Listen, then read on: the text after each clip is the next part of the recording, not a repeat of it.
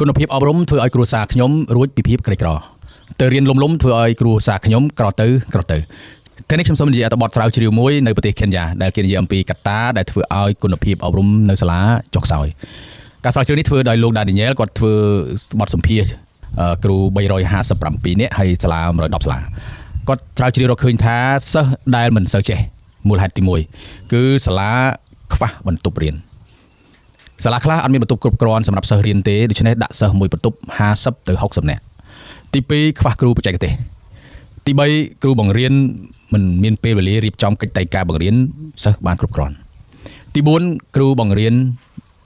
មិនបានបង្រៀនមេរៀនឲ្យបានចប់គ្រប់គ្រាន់តាមកម្មវិធីសិក្សាដែលក្រសួងកំណត់ឲ្យឧទាហរណ៍ថាក្រសួងកំណត់ឲ្យរៀន20មេរៀនគ្រូខ្លះបរៀនក្នុងមួយឆ្នាំបានតែ10មេរៀនប៉ុណ្ណោះទេកត្តាទាំងអស់នេះធ្វើឲ្យគុណភាពអប់រំចុះខ្សោយសិស្សរៀនគ្មានគុណភាពសំណួរសួរថាតើការស្រាវជ្រាវនៅប្រទេសកេនយ៉ានេះអាចយកមកឆ្លុះបញ្ចាំងនៅប្រទេសកម្ពុជាយើងបានអត់តើសាលាបឋមសិក្សានៅស្រុកស្រែយើងមានទេដែលសាលាមិនទាន់មានបន្ទប់រៀនគ្រប់គ្រាន់តើមានទេគ្រូដែលទៅបង្រៀនមិនមានកិច្ចតែការបង្រៀននៅក្នុងដៃតើមានទេគ្រូបង្រៀនដែលបង្រៀនមិនចប់មេរៀនដែលក្រសួងរៀបចំឲ្យបើសិនជាមានបញ្ហានេះមែនសួរថាតើសិស្សរបស់យើងទទួលបានគុណភាពអប់រំដែរឬទេបើសិស្សយើងរៀនមិនចេះរៀនមិនបានល្អរៀនមិនបានពូកែតើអាចនឹងប៉ះពាល់អនាគតគាត់ទៅថ្ងៃមុខដែរឬទេចម្លើយគឺប៉ះពាល់បើសិនជាប៉ះពាល់តើថ្នាក់ដឹកនាំសាលាគ្រូបង្រៀនគួរតែហ៊ាននិយាយរបាយការណ៍ពិតទៅថ្នាក់ដឹកនាំក្រសួងថ្នាក់ដឹកនាំមន្ទីរដែរឬទេនៅពេលដែលថ្នាក់ដឹកនាំសួរថាសាលាគ្រូមិនដែរមានបញ្ហាប្រឈមអីខ្លះ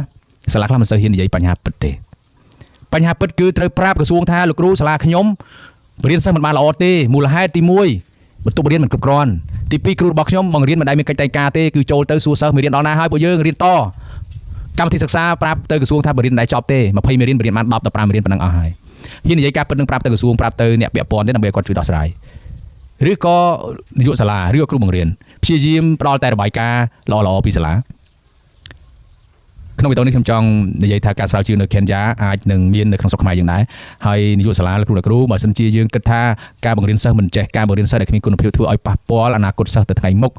សូមចូលរួមផ្ដល់របាយការណ៍ពិតទៅថ្នាក់ដឹកនាំដើម្បីឲ្យគាត់រកវិធីដោះស្រាយនិងជួយពង្រឹងគុណភាពអប់រំនៅតាមសាលារៀនរបស់យើងខ្ញុំសូមចែករំលែកការស្រាវជ្រាវប៉ុណ្ណេះសូមអរគុណ